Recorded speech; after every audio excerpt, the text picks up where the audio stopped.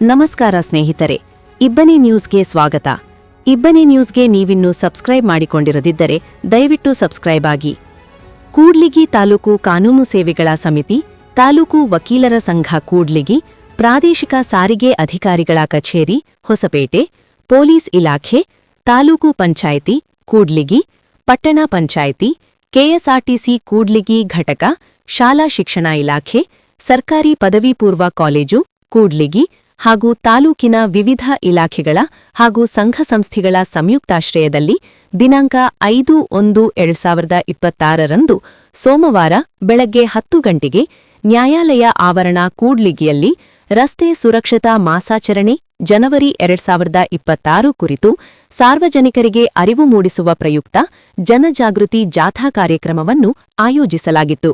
ಸದರಿ ಕಾರ್ಯಕ್ರಮವನ್ನು ಗೌರವಾನ್ವಿತ ಶ್ರೀ ಯೋಗೇಶ ಜೆ, ಹಿರಿಯ ಸಿವಿಲ್ ನ್ಯಾಯಾಧೀಶರು ಹಾಗೂ ಅಧ್ಯಕ್ಷರು, ತಾಲೂಕು ಕಾನೂನು ಸೇವೆಗಳ ಸಮಿತಿ ಕೂಡ್ಲಿಗಿ ಇವರು ಹಸಿರು ನಿಶಾನೆ ತೋರುವ ಮೂಲಕ ಜಾಥಾ ಕಾರ್ಯಕ್ರಮಕ್ಕೆ ಚಾಲನೆಯಿತ್ತರು. ಸದರಿ ಜಾಥಾ ಕಾರ್ಯಕ್ರಮದ ಅಧ್ಯಕ್ಷತೆಯನ್ನು ಜಿ. ಹೊನ್ನೂರಪ್ಪ, ಅಧ್ಯಕ್ಷರು ತಾಲೂಕು ವಕೀಲರ ಸಂಘ ಕೂಡ್ಲಿಗಿ ಇವರು ವಹಿಸಿದ್ದರು. ಶ್ರೀಮತಿ ಸಿ. ಮಹಾಲಕ್ಷ್ಮಿ, ಗೌರವಾನ್ವಿತ ಸಿವಿಲ್ ನ್ಯಾಯಾಧೀಶರು ಹಾಗೂ ಸದಸ್ಯ ಕಾರ್ಯದರ್ಶಿಗಳು, ತಾಲೂಕು ಕಾನೂನು ಸೇವೆಗಳ ಸಮಿತಿ ಕೂಡ್ಲಿಗಿ ಇವರು ಘನ ಉಪಸ್ಥಿತಿ ವಹಿಸಿದ್ದರು. ಮುಖ್ಯ ಅತಿಥಿಗಳಾಗಿ ಶ್ರೀ ಕೆಜಿ ಶಿವಪ್ರಸಾದ, ಅಪರ ಸರ್ಕಾರಿ ವಕೀಲರು ಕೂಡ್ಲಿಗಿ, ಶ್ರೀಮತಿ ಶಿಲ್ಪಾ ವೈ, ಸಹಾಯಕ ಸರ್ಕಾರಿ ಅಭಿಯೋಜಕರು ಹಾಗೂ ಕಾರ್ಯನಿರತ ಸದಸ್ಯ ಕಾರ್ಯದರ್ಶಿಗಳು, ತಾಲೂಕು ಕಾನೂನು ಸೇವೆಗಳ ಸಮಿತಿ ಕೂಡ್ಲಿಗಿ, ಶ್ರೀ ದಾದಪೀರ, ಮುಖ್ಯಾಧಿಕಾರಿಗಳು, ಪಟ್ಟಣ ಪಂಚಾಯಿತಿ ಕೂಡ್ಲಿಗಿ, ಶ್ರೀ ನರಸಪ್ಪ, ಕಾರ್ಯನಿರ್ವಾಹಕ ಅಧಿಕಾರಿಗಳು, ತಾಲೂಕು ಪಂಚಾಯಿತಿ ಕೂಡ್ಲಿಗಿ, ಶ್ರೀ ಪ್ರಹ್ಲಾದ್ ಆರ್, ಚನ್ನಗಿರಿ ಆರಕ್ಷಕ ವೃತ್ತ ನಿರೀಕ್ಷಕರು ಕೂಡ್ಲಿಗಿ, ಉಪವಿಭಾಗ ಕೂಡ್ಲಿಗಿ, ಶ್ರೀ ಪ್ರಕಾಶ್ ಸಿ, ಆರಕ್ಷಕ ಉಪನಿರೀಕ್ಷಕರು, ಆರಕ್ಷಕ ಠಾಣೆ ಕೂಡ್ಲಿಗಿ, ಶ್ರೀ ಮಹಮ್ಮದ್ ಖಾಲೀದ್ ಎಎಸ್, ಮೋಟಾರು ವಾಹನ ನಿರೀಕ್ಷಕರು, ಪ್ರಾದೇಶಿಕ ಸಾರಿಗೆ ಅಧಿಕಾರಿಗಳ ಕಚೇರಿ ಹೊಸಪೇಟೆ, ಶ್ರೀ ಟಿ. ಮಲ್ಲಿಕಾರ್ಜುನ, ಉಪಾಧ್ಯಕ್ಷರು ತಾಲೂಕು ವಕೀಲ ಸಂಘ ಕೂಡ್ಲಿಗಿ, ಶ್ರೀ ಸಿ. ವಿರೂಪಾಕ್ಷಪ್ಪ, ಪ್ರಧಾನ ಕಾರ್ಯದರ್ಶಿಗಳು, ತಾಲೂಕು ವಕೀಲರ ಸಂಘ ಕೂಡ್ಲಿಗಿ, ಶ್ರೀ ಡಿಎಚ್. ದುರ್ಗೇಶ, ಜಂಟಿ ಕಾರ್ಯದರ್ಶಿಗಳು, ತಾಲೂಕು ವಕೀಲರ ಸಂಘ ಕೂಡ್ಲಿಗಿ, ತಾಲೂಕ ವಕೀಲರ ಸಂಘದ ಸದಸ್ಯರುಗಳು ಹಾಗೂ ಸರ್ಕಾರಿ ಪದವಿ ಪೂರ್ವ ಕಾಲೇಜಿನ ಪ್ರಥಮ ಪಿಯುಸಿ ವಿದ್ಯಾರ್ಥಿಗಳು ಹಾಗೂ ಸದರಿ ಕಾಲೇಜಿನ ಉಪನ್ಯಾಸಕರುಗಳು ಸದರಿ ಕಾರ್ಯಕ್ರಮದಲ್ಲಿ ಭಾಗವಹಿಸಿದ್ದರು. ಗೌರವಾನ್ವಿತ ಹಿರಿಯ ಸಿವಿಲ್ ನ್ಯಾಯಾಧೀಶರು ಹಸಿರು ನಿಶಾನೆ ತೋರಿ ಜಾಥಾ ಕಾರ್ಯಕ್ರಮಕ್ಕೆ ಚಾಲನೆ ನೀಡಿದ ನಂತರ ಜಾಥಾವು ಪಟ್ಟಣದ ಪ್ರಮುಖ ಬೀದಿಗಳಲ್ಲಿ ಸಂಚರಿಸುತ್ತಾ ಫ್ಲೆಕ್ಸ್ ಬ್ಯಾನರ್ಗಳನ್ನು ಪ್ರದರ್ಶಿಸುತ್ತಾ ಘೋಷವಾಕ್ಯಗಳನ್ನು ಕೂಗುತ್ತಾ ಧ್ವನಿವರ್ಧಕಗಳ ಮೂಲಕ ಸಾರ್ವಜನಿಕರಲ್ಲಿ ಜಾಗೃತಿ ಮೂಡಿಸಲಾಯಿತು. ವರದಿ ಜೆ. ಸೊಲ್ಲೇಶ್, ಕೂಡ್ಲಿಗಿ.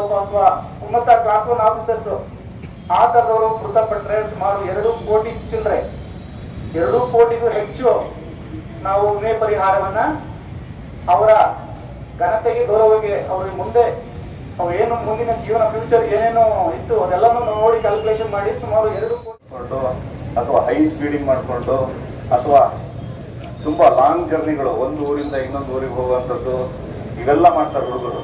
ಆ ಹುಡುಗರೇ ಜಾಸ್ತಿ ಪ್ರಾಣ ಕೊಡ್ತಾರೆ.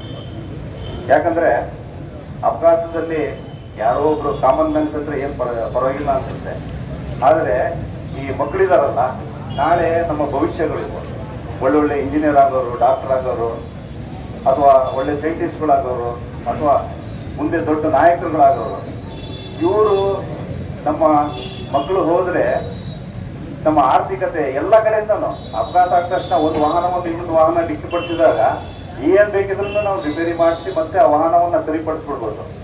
ಆದರೆ ವಾಹನ ಬಿಟ್ಟು ಮನುಷ್ಯನಿಗೆ ಏನು ಜಖಮಾಗುತ್ತಲ್ಲ, ಕೈ ಕಳ್ಕೊಂಡ್ರು, ಕಾಲು ಕಳ್ಕೊಂಡ್ರು, ಏನು ನಡಿಗೆನೇ ಚೇಂಜ್ ಆಗಿಬಿಡುತ್ತೆ, ಪ್ಲಾಸ್ಟಿಕ್ ಸರ್ಜರಿ ಆಗಿಬಿಡುತ್ತೆ, ಬೆಡ್ ರಿಟರ್ನ್ ಆಗಿಬಿಡ್ತಾರೆ, ಬುದ್ಧಿ ಭ್ರಮಣೆ ಆಗಿಬಿಡ್ತದೆ. ಬೆಡ್ ರಿಟರ್ನ್ ಆಗಿ ಪೂರ್ತಿ ಜೀವನ ಅಲ್ಲೇ ಕಳಿಬೇಕಾಗ್ತದೆ, ಇಲ್ಲ ಸಾವನ್ನಪ್ಪಬೇಕಾಗುತ್ತೆ.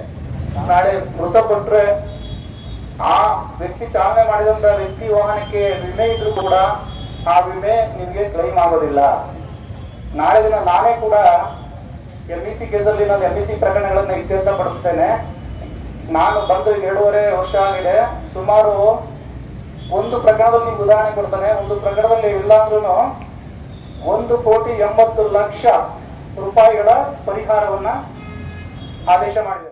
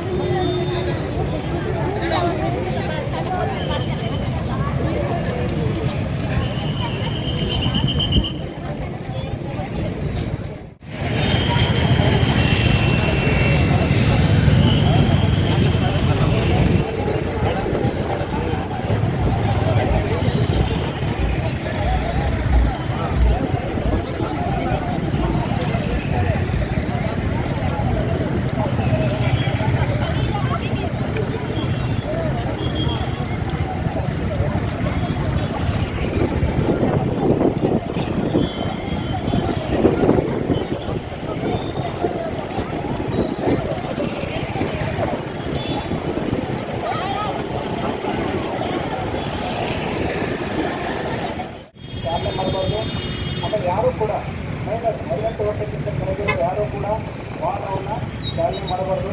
ಈಗ ಮಾಡೋದ್ರಿಂದ 18 ವರ್ಷಕ್ಕಿಂತ ಕಡಿಮೆ ಇರುವ ಮಕ್ಕಳು ವಾಹನ ಚಾಲನೆ ಮಾಡಿದಲ್ಲಿ ಅದರ ಪರಿಣಾಮ ಆ ವಾಹನದ ಚಾಲಕರ ಮೇಲೆ ಆಗುತ್ತೆ. ಅವರಿಗೆ ಶಿಕ್ಷೆ ಕೂಡ ಇದೆ. ಅದಕ್ಕಾಗಿ ಯಾರೂ ಕೂಡ 18 ವರ್ಷಕ್ಕಿಂತ ಕೆಳಗಿರೋ ಮಕ್ಕಳು ವಾಹನವನ್ನು ಚಾಲನೆ ಮಾಡಬಾರ್ದು.